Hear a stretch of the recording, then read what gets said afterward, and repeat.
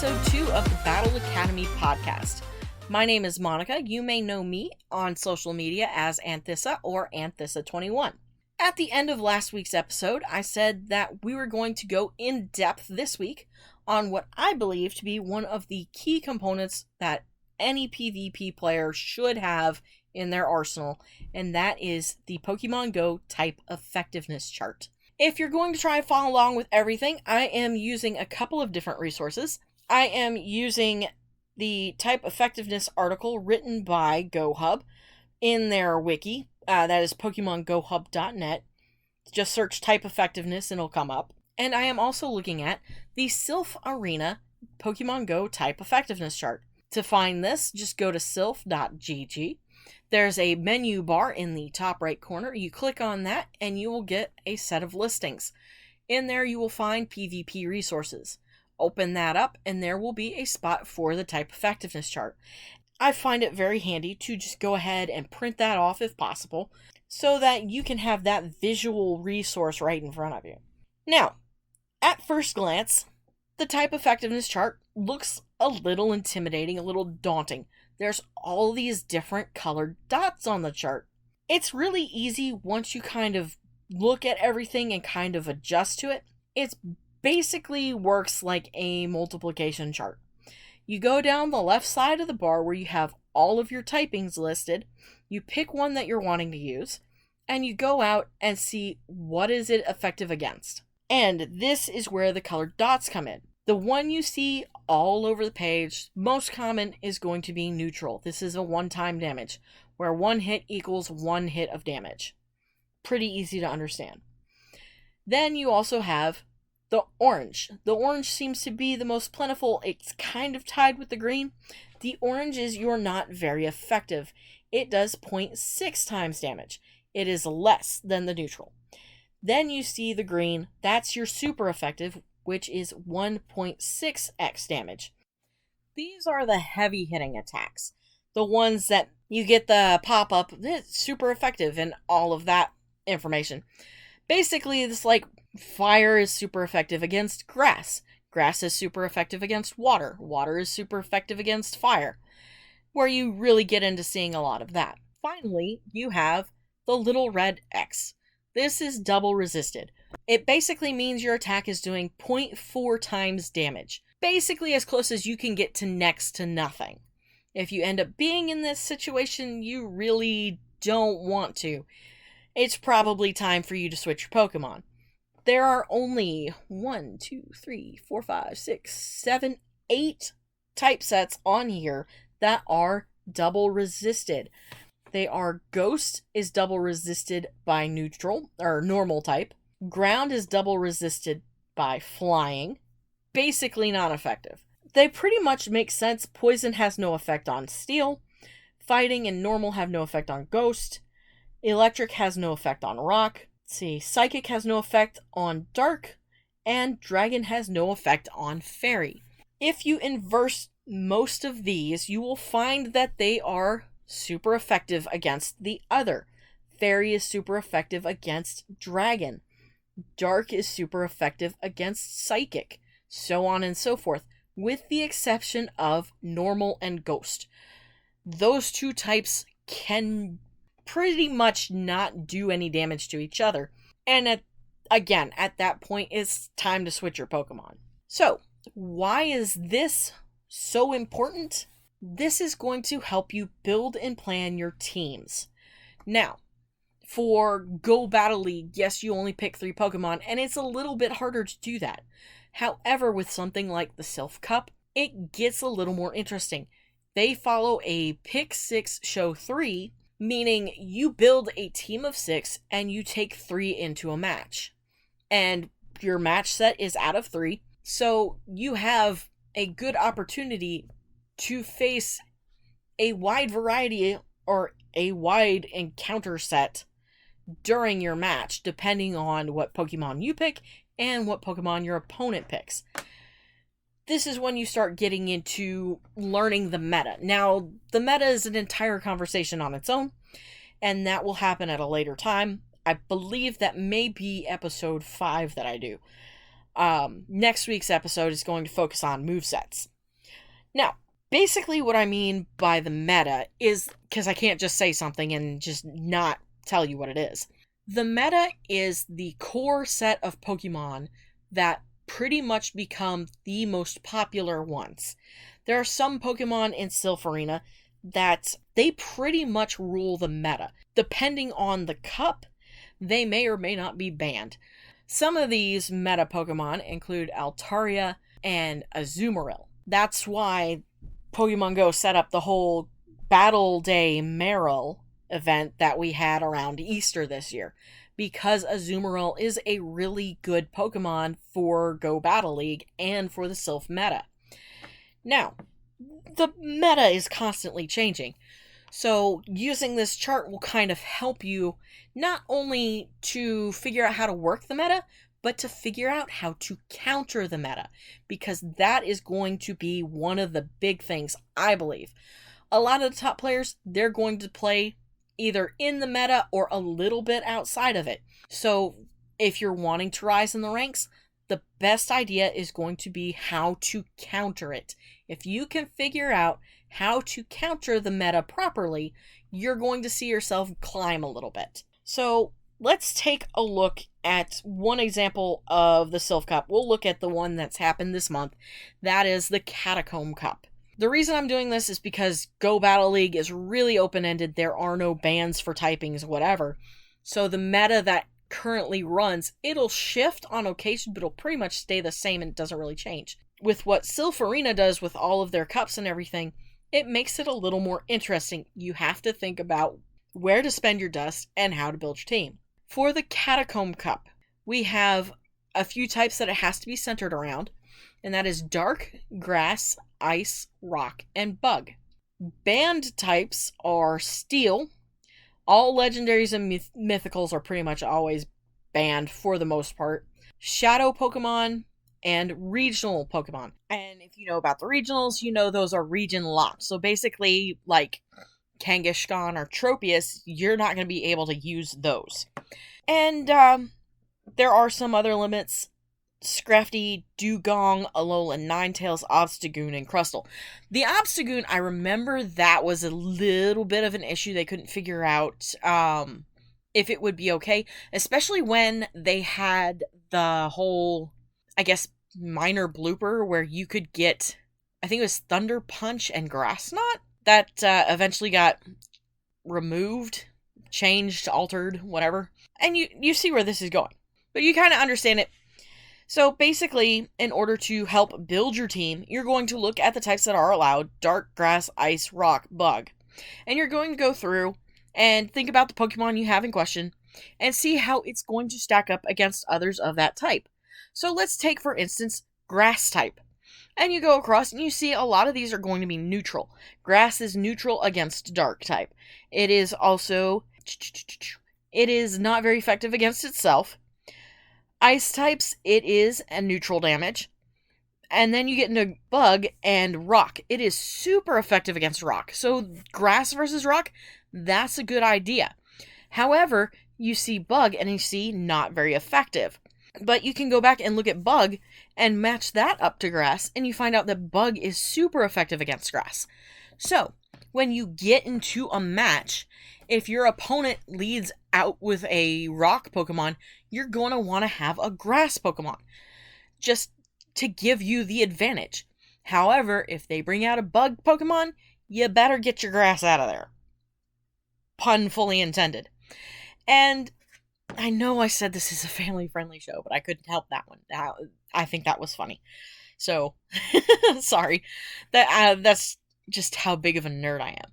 So you basically see how well this all works, and how you can use it to effectively build a team, where you start to get into a little more math and a little more of the complexity of the chart is when you get into the double typings, because not every Pokemon is one specific type.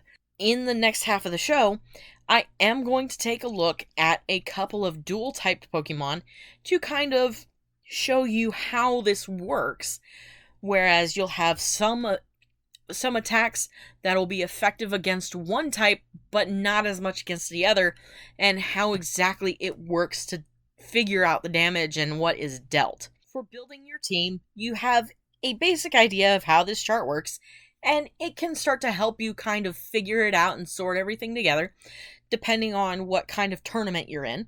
So I'm going to take a short break, and then we're going to get into discussing dual-typed Pokemon and how the type effectiveness chart works for those. So I will be back in just a moment.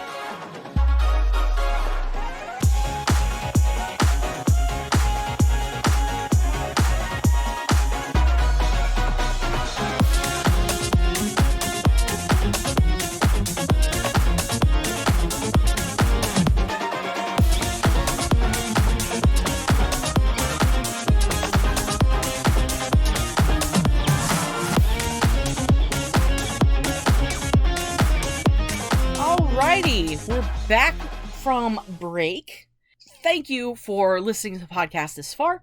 Truly appreciate it. If you're interested in finding out, what's the next episode going to be about, sending me questions, any comments, critiques you want to offer, you can check out my social media. You can hit me up through DMs at Twitter. My handle is Anthissa21. Or you can check out my Instagram page, see all my AR photos, and send me any kind of questions or requests through there as well. It is Anthissa.21.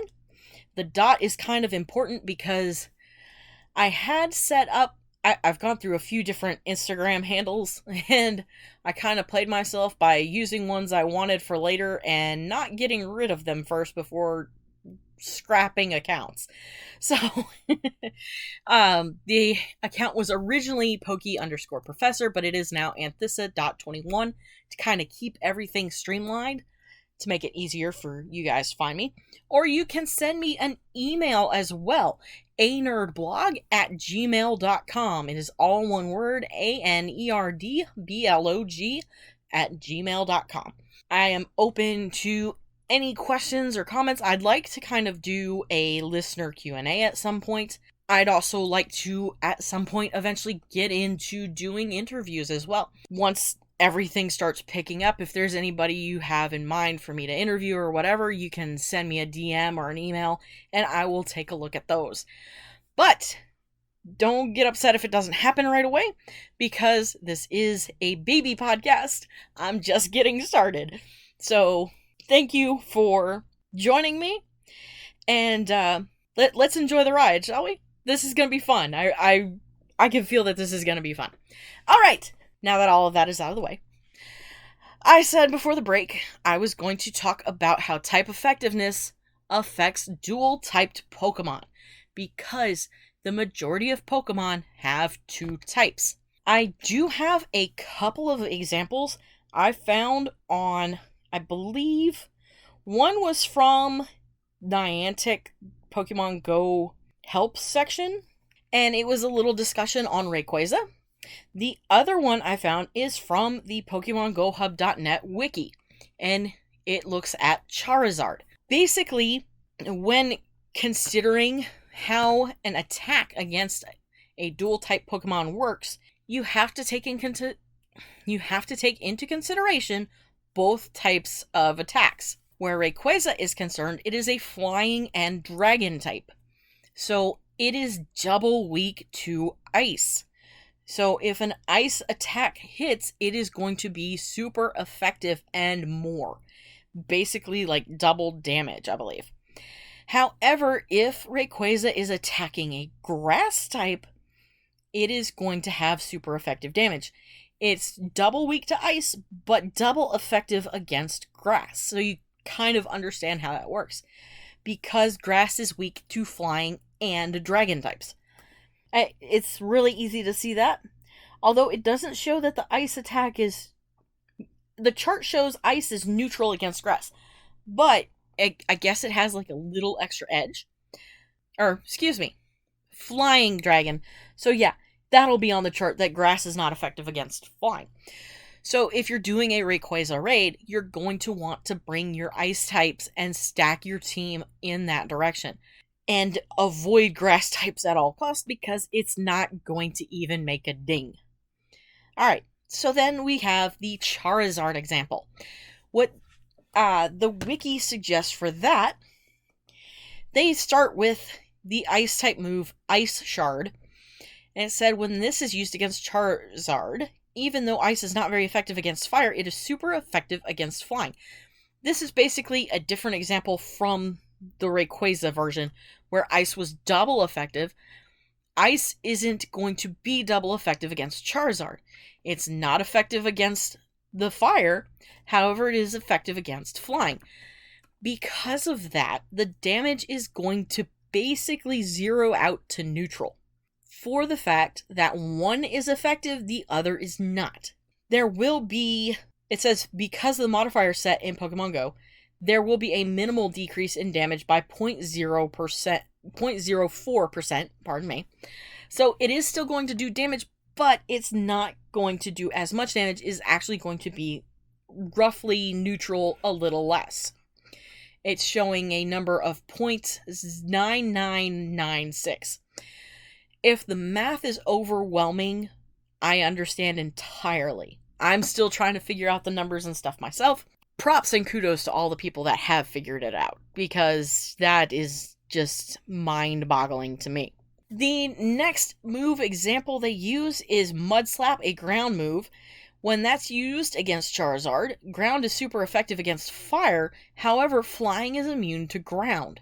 Because of that, it will be a not very effective, because flying is basically non-effective because a ground Pokemon cannot reach a flying Pokemon that can just move out of the way into the sky. So you see how they come up with these. Is it effective? Is it super effective? Is it not very effective at all?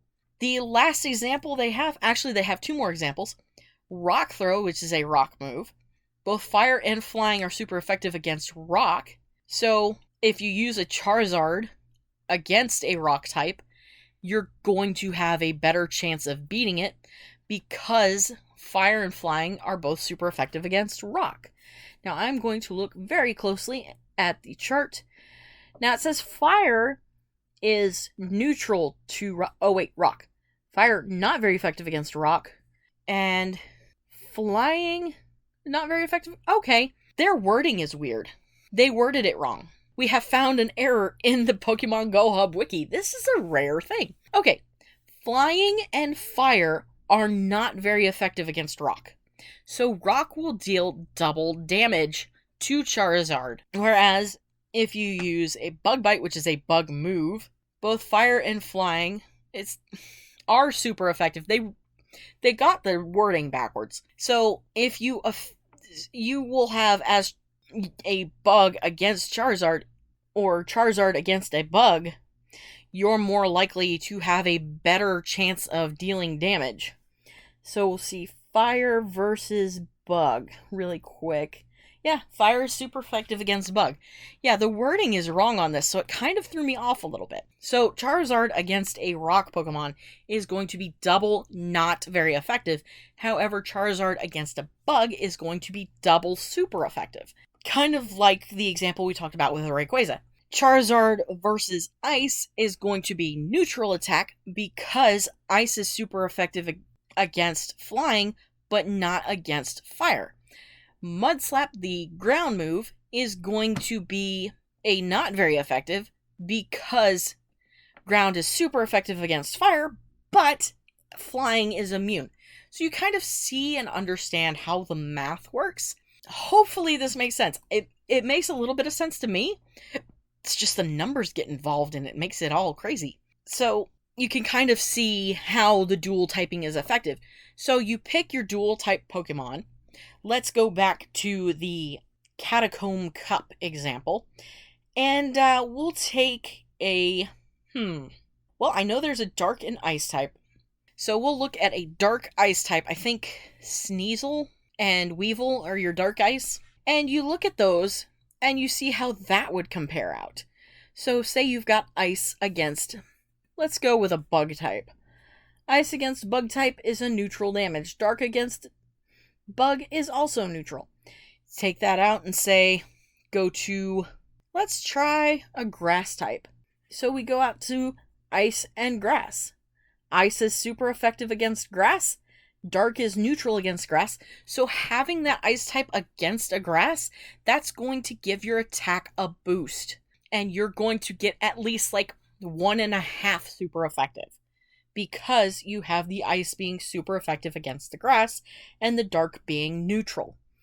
So you kind of understand and see how that works. You can use that to your advantage in building your teams and trying to choose who you want as your counters.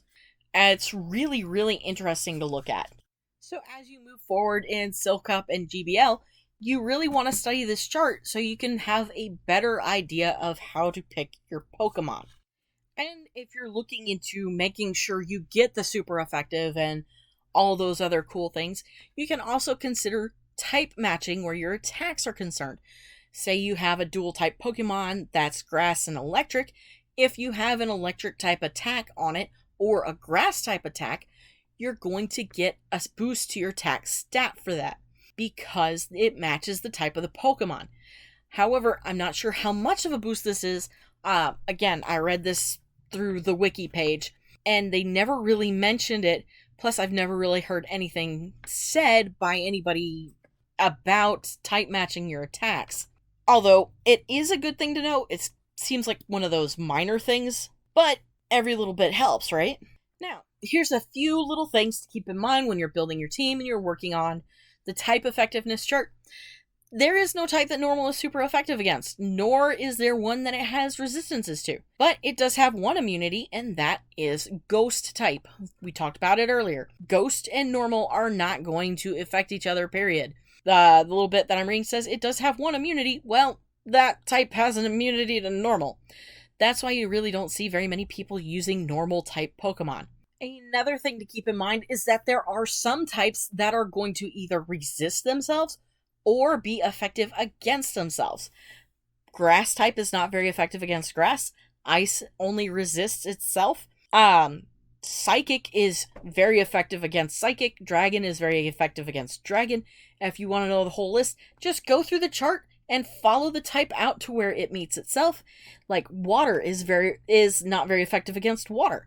And you'll see that a lot of the times you're going to hit this dot where it says not very effective or super effective. Sometimes it'll just be neutral. But it is really interesting to find out that some of these types are very useful against others of their types.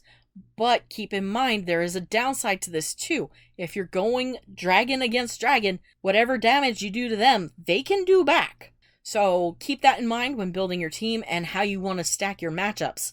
Also, next on the list, normal and electric have the least weaknesses with only one. I don't know how that happens, but electric is resisted by ground, and normal is resisted by ghost. I was expecting to see more very few not very effectives, but I guess they're just talking about the double resisted. And there are a few others. Let's see. Psychic is double resisted by dark. Dragon is double resisted by fairy. And the thing is where all these others are concerned, they're super effective the other way. Fairy is super effective against dragon. Ground is super effective against electric. It doesn't always work like that, but that is an interesting thing off the chart. And steel is resistant to the most stuff. It has 10 resistances. And you can just look at the defender section, go steel, and follow it all the way down. You'll see all these not very effectives. I guess they figure it's not conducive to being attacked very much. I don't know. But this is why, I believe, for the Catacomb Cup anyway. Let me look at that chart. Let me see. That's why steel types have been banned from the Catacomb Cup. Is because it has all these resistances. I do remember there was one cup where Steelix was a huge part of the meta because it had those resistances and it was really hard to beat. And that is going to do it for this episode of the Battle Academy podcast. You can join me again next week. I'm going to be taking a look at movesets and how to pick the right ones for your team. We're also going to look at the pvpoke.com website.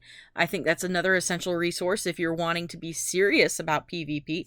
And of course, we're going to talk about a few other things regarding movesets and attacks as well. Thank you so much for joining me. I will leave all the links for resources in the description of the podcast. I hope you've enjoyed this episode. I hope you join me again next week. I hope you have a wonderful day. I'll see you guys next week.